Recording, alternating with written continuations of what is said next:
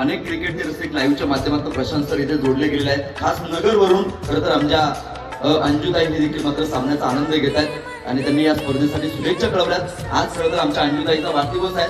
प्रशांत असेल, मी असेल, आमच्यावरती नेहमीच आईसारखं प्रेम करणारी अंजुताई, आज अंजुताईचा वाढदिवस।